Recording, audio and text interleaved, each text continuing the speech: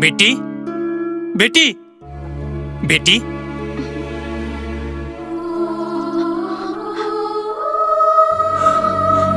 बाबूजी।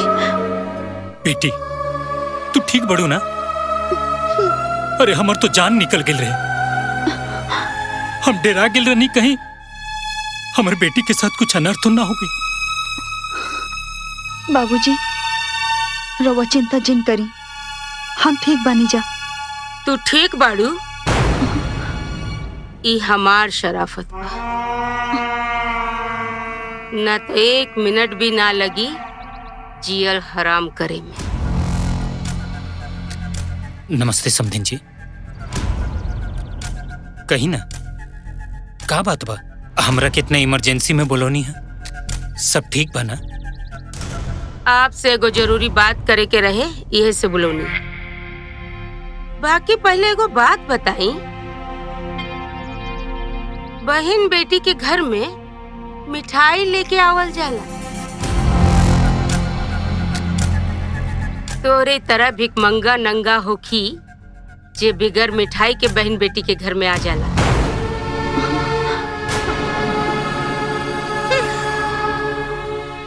छी, पता ना कौन भिकमंगा से रिश्ता जोड़ लेनी। समधिन जी, हम घबरा गिल रहनी। हमरा लगल कि हमर बेटी के साथ कुछ अनर्थ तो ना हो गई। यही से जल्दीबाजी में एजा आ गई नहीं। बाकी हमरा अच्छा से अपन बहन बेटी के मान रखे आवेला। रहुआ कहीं तो हम अभी बाजार से जाके मिठाई लेके आओ तनी। बोलला के बाद आंख में सुरमा मत लगावा, रहेदा। तोरे तरह भिकमंगा नहीं खी हम। आवा, तोरा से जरूरी बात करे के बा।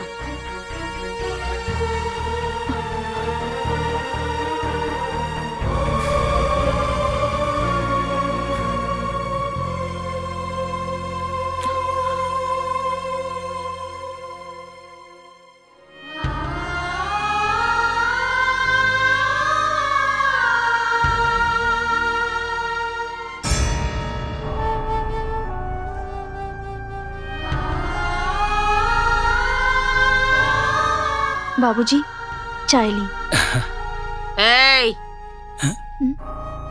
एकर कोनो जरूरत नहीं थे। उठा के लेके जो। पहले हम इनकरा से अपन काम के बात करब, ओकरे बाद चाय नाश्ता करही अपन बाप के। उठाओ।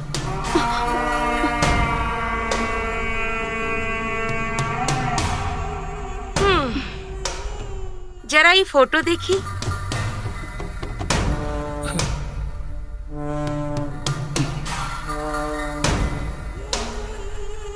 ये लड़की के है? और ये फोटो हमरा काहे दिखा रहल बनी? ये लड़की से हम अपन बेटा दीपक के दोसर बियाह करावल चाहतनी। 10 लाख रुपया दहेज में देवे खातिर तैयार बा लोग। अब तू लोग एगो काम करा, अपन बोरिया बिस्तर उठावा और एजा से चलते बना। समधिन जी, ई का बोला तनी? हाँ? कान में कोनो दिक्कत बा का? सुनाई नहीं के देत? हम अपन बेटा के शादी करावल चाहतनी। समधिन जी, ऐसा मत करी, हमर बेटी की जिंदगी बर्बाद हो जाए। कितना मुश्किल से पाई पाई जोड़ के हम अपन बेटी के हाथ पीला केले बनी। अगर रउआ ओकरा के घर से निकाल दे तो हम कहीं मुंह दिखावे लायक ना रह जाए। लोग ओकरा पे कीचड़ उछाली, तरह तरह के लांछन लगाई, हमर बेटी में नुक्स निकाले लगी हसन। हम सहन ना कर पाए समधिन जी। अरे तो हम का करी? और हमरे सामने ऐसा भिखारी की तरह मत गिड़गिड़ावा। देखा, बात तो साफ बा। अगर समाज में अपन इज्जत बचावे के बा तो जोन 10 लाख दहेज में मिले वाला बा वो तू दे दा, तो हम अपन बेटा के शादी भी ना कराई और तोहर बेटी के महारानी बना के रखब। पर इतना पैसा हम कहाँ से इंतजाम कर पाए? 2 साल पहले तो 10 लाख रुपया दहेज देनी है और 5 लाख रुपया के सामान। भीख मांगा, चोरी करा, डकैती डाला, मगर हमके 10 लाख रुपया दहेज के चाहिए, वरना तो हर बेटी की जियल मुहाल कर दे।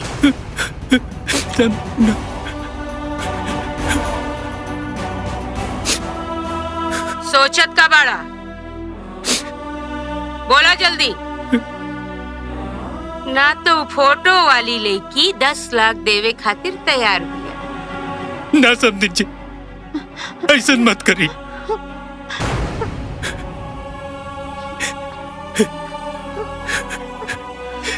अब पैसे के इंतजाम करो। शाबाश। अरे हम जानत रहनी समधी जी कि रउआ अपन बाप होके के फर्ज जरूर निभाई। बहुरानी, चाय नाश्ता करावा अपन बाबूजी के। हाँ, बाकी समझी जी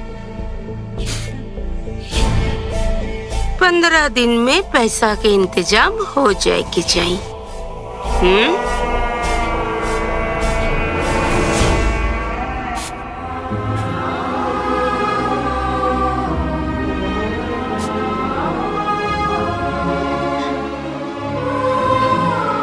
हमार तकलीफ के आग,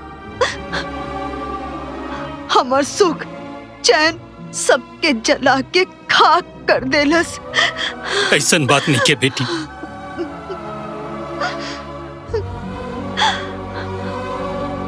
कबो कबो बाप के कर्म के सजा औलाद के भी भुगते पड़ेला बेटी। तू हमार चिंता मत कर बेटी, हम अपन सुख चैन बेच के भी तुर जीवन में खुशी के सितारा भर दे। कहे कि तू हमार बेटी ना, लाडली हो लाडली। हम तोरा के तकलीफ में ना देख सके नी बेटा। अरे तोर घर बसावे खातिर दहेज तो का हम अपन खून के कतरा कतरा बहा सके नी। तू बिल्कुल चिंता मत करिए बेटा, हम पैसा के इंतजाम कर ले। पर तू अपन ख्याल रखिए बेटा।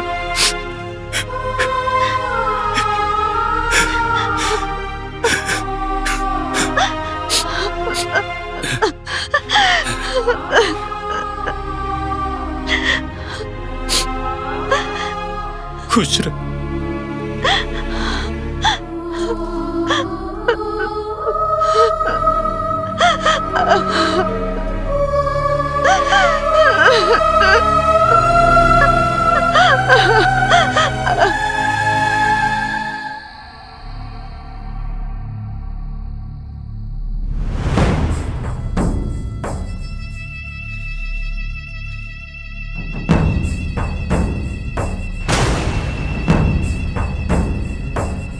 साले हरामजादी उल्टा, मरद घर से बाहर बा और ई यहाँ फूफ काटत बिया। आज करके बतावे के पड़ी मरद के का रुतबा होके चाहिए।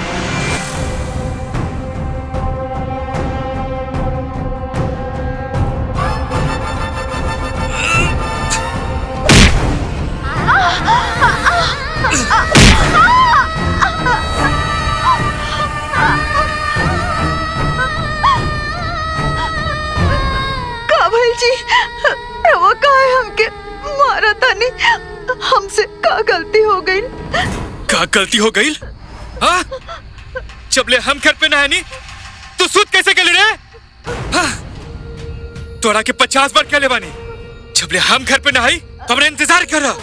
कुर्ते बाबा, जबले हम खाना खाए, हम सुतब तब सुतिया। जी, हमरा और इंतजार ही करत रहनी, लेकिन काम करत करत थकान के कारण सोत गई नहीं गलती से। अगली बार से ना हुई। चुप! माफ कर दी तोरा के माफी ना मिली, अब तोरा के सजा मिली, सजा।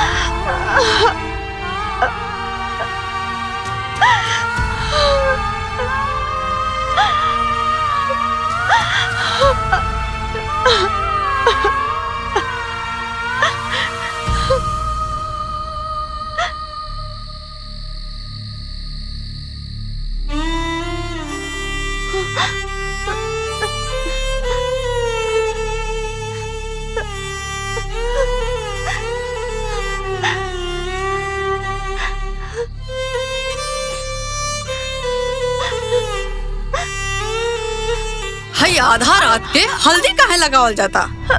हाँ? हमनी के सुतला के बाद कुछ छान बगार के खाए के मन बका? हमके दर्द हो रहल बा, ऐसे लगा रहल बानी लेप।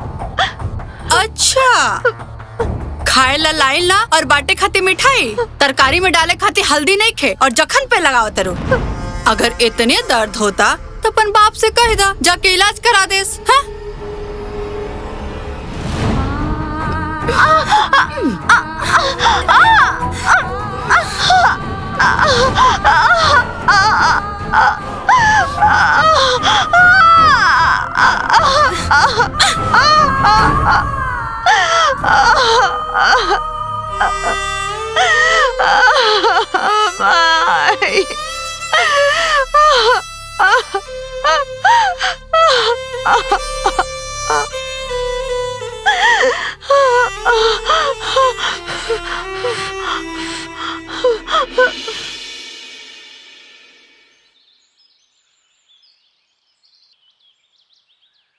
हाँ हाँ जी फरमाइए।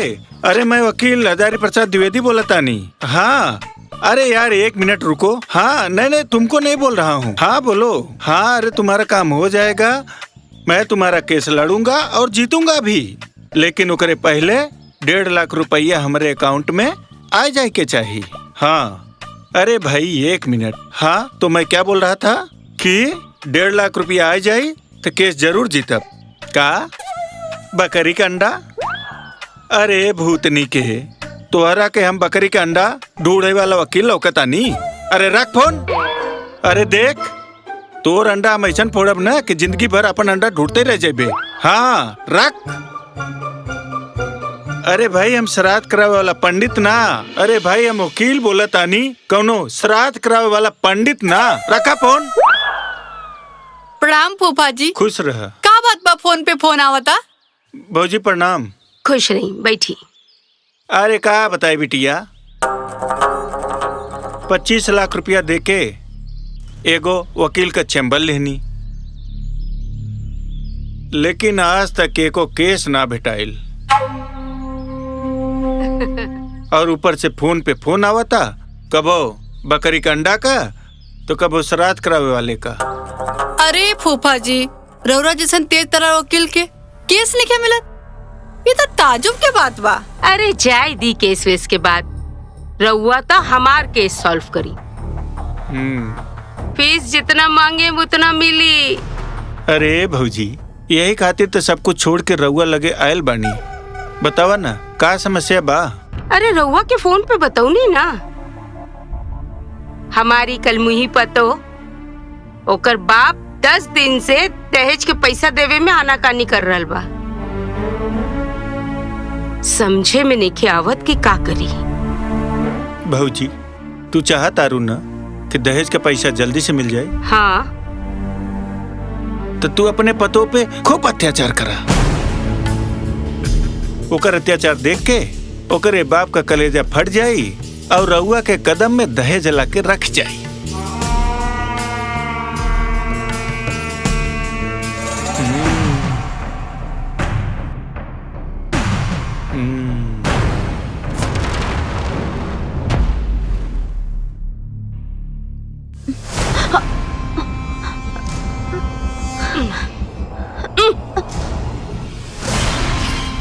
सुन, तोरा के खाना चाहिए?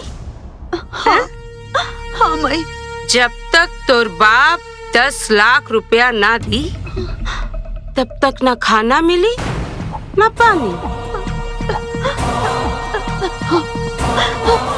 2 रोटी दे दो माई, 2 रोटी दे दो, बहुत भूख लागल बा।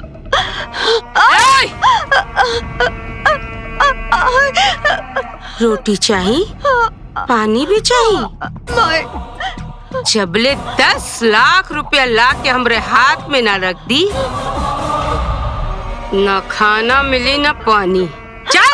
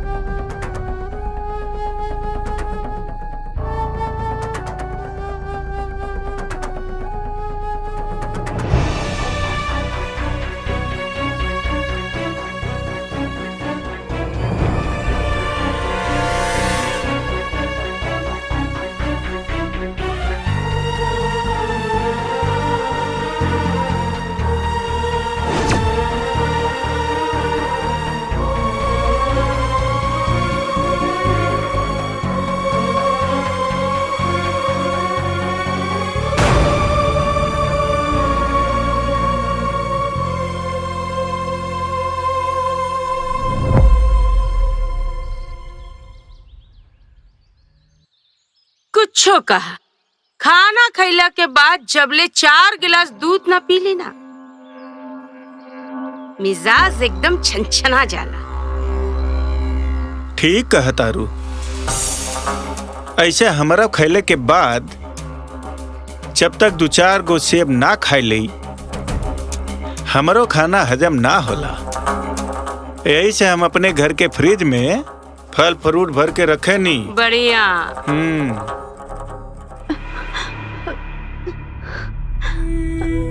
माँ जी, कुछ खाए खातिर दे दी माँ जी।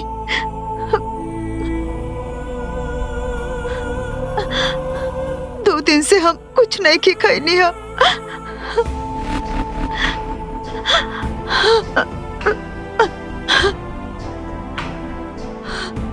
भूख के पेट हमार शरीर कांप रहल बा।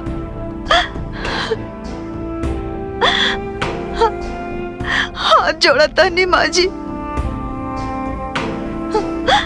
कुछ दे दी खाए खातिर, ना तो हम मर जाए। अच्छा, तोरा के बहुत भूख लागल बा और तू मर जीबू।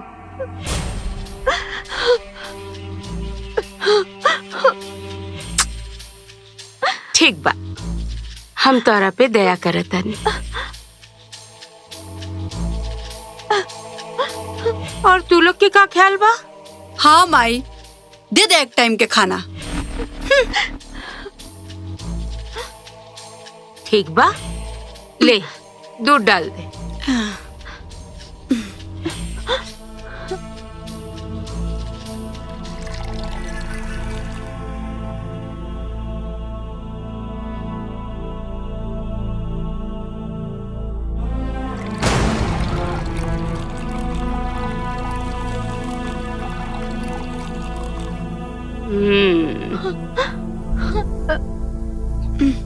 ला दूध राखल बा, पी ला।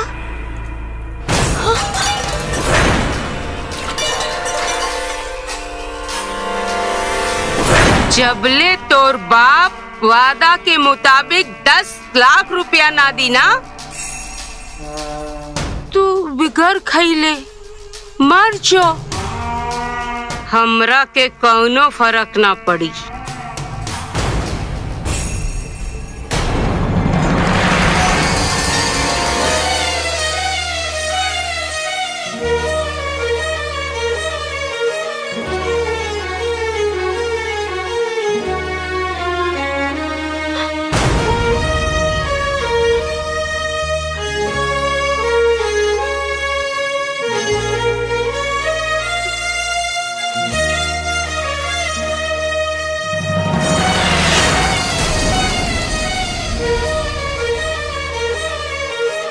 लोग अपना बेटी के बियाह कितना मुश्किल से दहेज दे के करेला।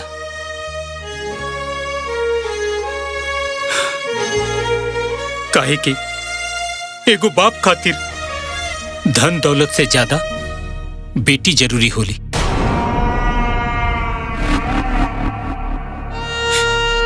बाप अपना बेटी के पाल पोस के बड़ा करेला, सीना से लगा के रखेला। काहे कि बाप खातिर बेटी गुरूर होली।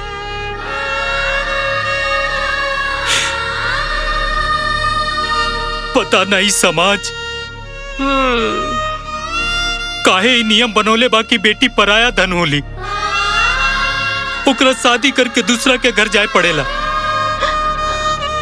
काश जौना नाच से बाप बेटी के पाल पोस के बड़ा करेला, वही नाच से जिंदगी भर ओकरा के घर में बिठा के रखी।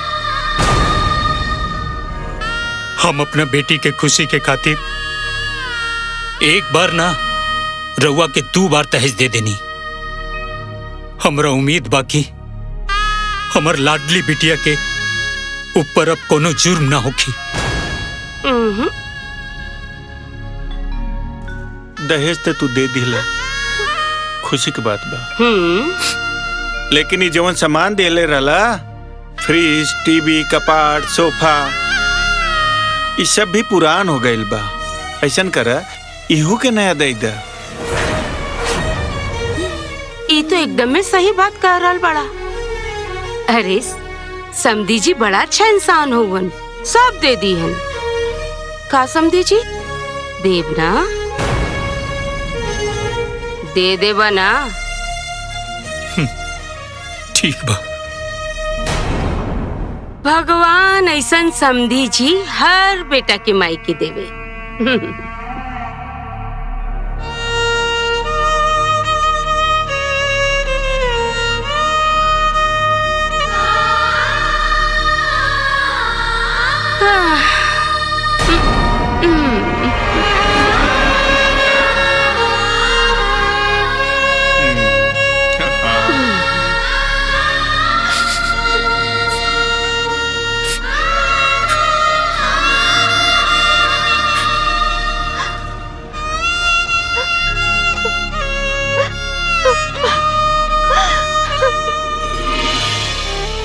आज पता चलल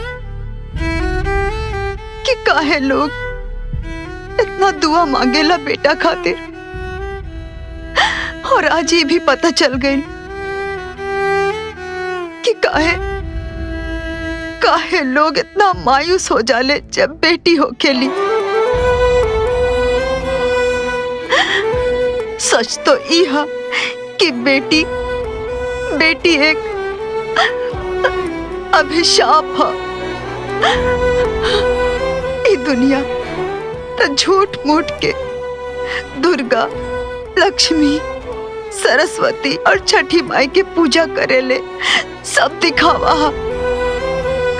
अरे सच तो ई हा कि बेटी एगो बोझ हा, जो पैदा होते ही बाप के चेहरे से मुस्कान छीन लेवेले। काश हम एगो बेटा पैदा होई तो आप सबके इतना परेशानी ना झेले के पड़त। लोग एकदम सही कहेलन कि बेटी पैदा होते ही मार देवे के चाहिए। फिर रउआ हमके काहे जिंदा रखनी बाबूजी? बेटी ना तो मायके के होली, ना ही ससुराल के। बेटी तो बस बाप के कंधे के एगो बोझ होली। ना बेटी, बेटी बाप खातिर बोझ ना होली। बेटी तो बाप खातिर परी होली। बेटी खातिर बाप अपन सब कुछ खुशी खुशी निछावर कर सकेला। तू चिंता मत कर बेटा, भगवान तोर जिंदगी के जरूर खुशहाल बनाइए। तू अपन ख्याल रखिए। बेटी हमने का कबो याद आई तो ऊपर देख लिया, समझिए कि तुम्हार माई बाबू तेरे साथ है बाटा। तुम चिंता मत करियो बेटी। हाँ बेटी, अपन ख्याल रखिए। और हाँ, कबो हिम्मत मत हारिए। खुश रह।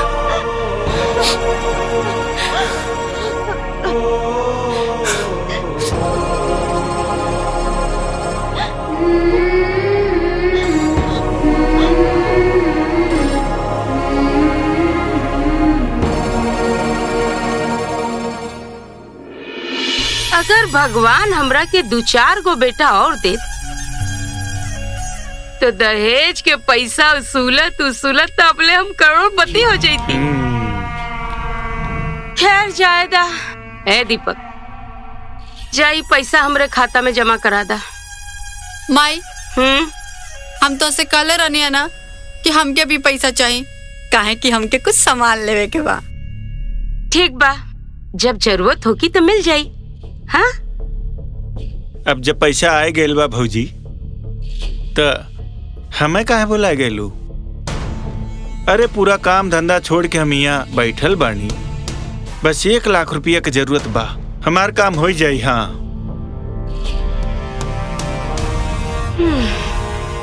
दीपक,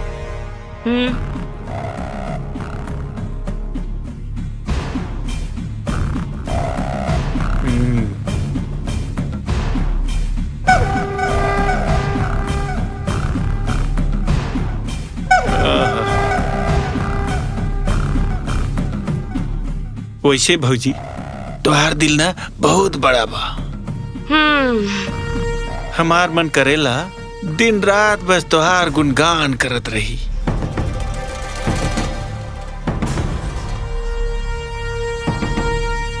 ठीक बा माई, हम पैसा के बैंक में जमा करा के बतानी।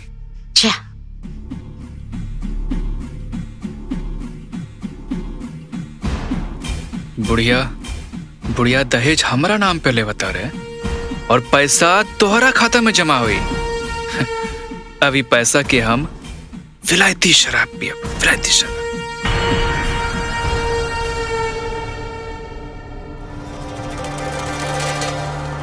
भाई जी, वो बुढ़वा से तो पैसा उसूल लेनी जा, बाकी आगे के का प्लान बा? अरे भौजी, बहुरिया के पिताजी के तो दहेज ले लेके एकदम मुर्गी जैसन छील दिहल गइल बा। अब छूसल कुठली आम जैसन हो गइल बिया। ओकरा से तब कोनो उम्मीद करब बेकार बा ना। मतलब साफ बा। मतलब ये कलमुही के ठिकाने लगावे के पड़ी और दीपक के तेसर बिया करावे के पड़ी। तो ठीक बा, शिकार ढूंढल जाओ। छी, तू लोग जैसन घटिया और नीच आदमी हम आज तक ना देखनी। दहेज के लालच में तू लोग इंसानियत भुला गए। लेकिन अब तू लोगन के घटिया हरकत और घटिया मकसद हमके सब कुछ पता चल गइल बा और अब हम तू लोग के ना छोड़ब। इका बकवास है? बकवास नहीं करता नहीं हम। दहेज के लालच में आके पहला पतोह के तो तू निगल ले लू और इहे लालच में अब हमार बाबूजी भी तकलीफ में बानी। अब हम तू लोग के ना छोड़ब। तू लोग की घटिया चेहरा हम पूरा दुनिया के बताई। और अम्मा जी, राउर पाप के घड़ा भर चुकल बा। अब हम चीख चीख के ही बताई कि औरत के भेष में तू एगो नागिन बाड़ी।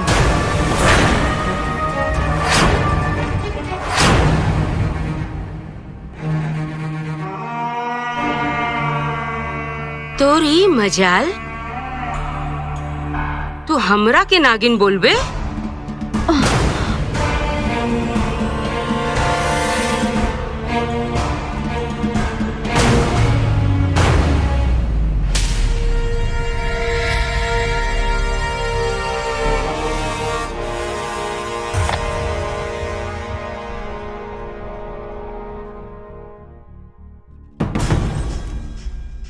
का भइल माई?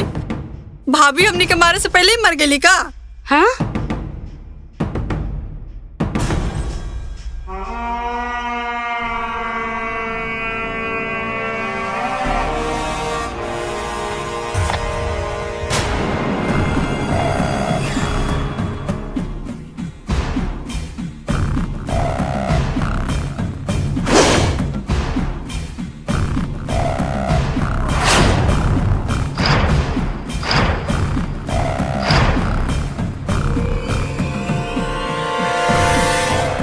का भल भौजी, रउआ ऐसे काहे घबरा के भगनी है? ऐसे जैसे राउर पतोहिया मर के भूत बन गई बिया। हाँ माई, का भाई बोला ना। निर्मला के पाँव भारी बा, वो माई बने वाली बाड़ी। माई फिर का करल जी? भाभी के जब तक बच्चा ना होई तब तक हमनी के ना मार सके नहीं जा। ओकर नौबती हम ना आवे दे। वो अपन बच्चा जनी और हमरे घर के कब्जा करी, उससे पहले ही हम ओकरा के परलोकवासी बना दे।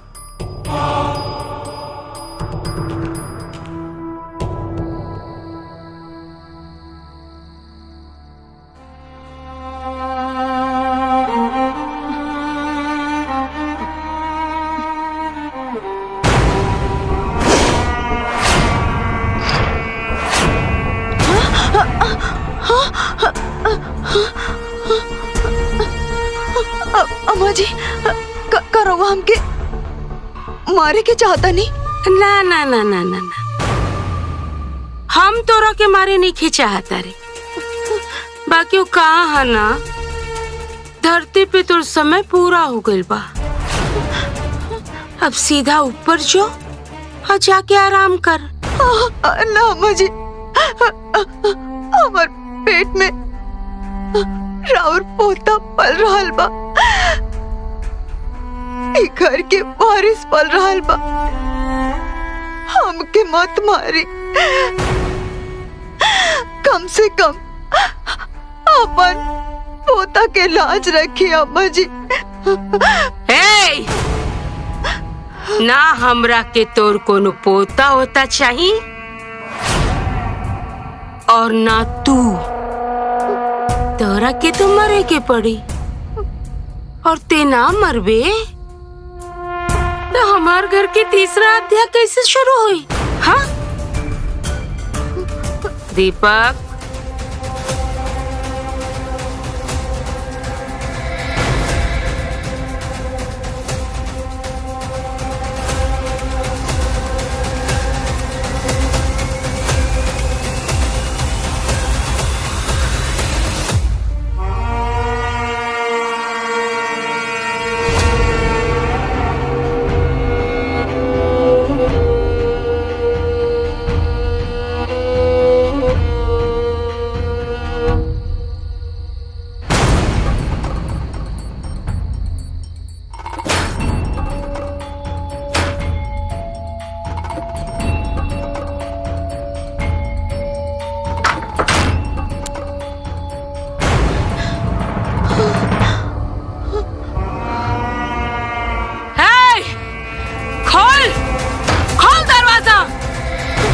खुलबे की ना?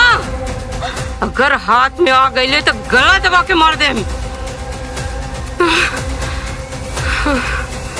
खोल दे, कहा था नहीं? देख, दरवाजा खोल दे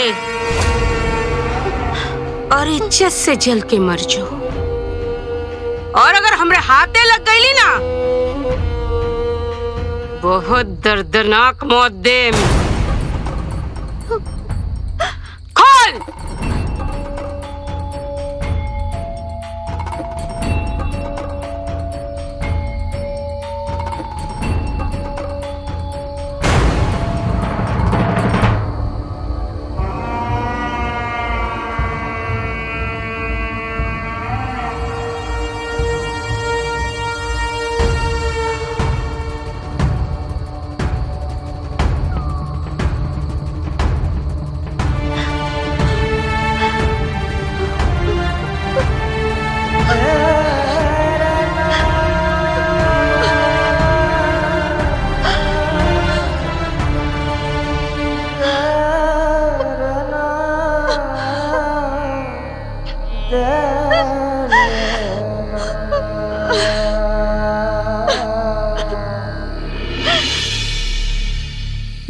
हमनी के सूते जाते हैं जा, कहीं वो भाभी भाग गई तो?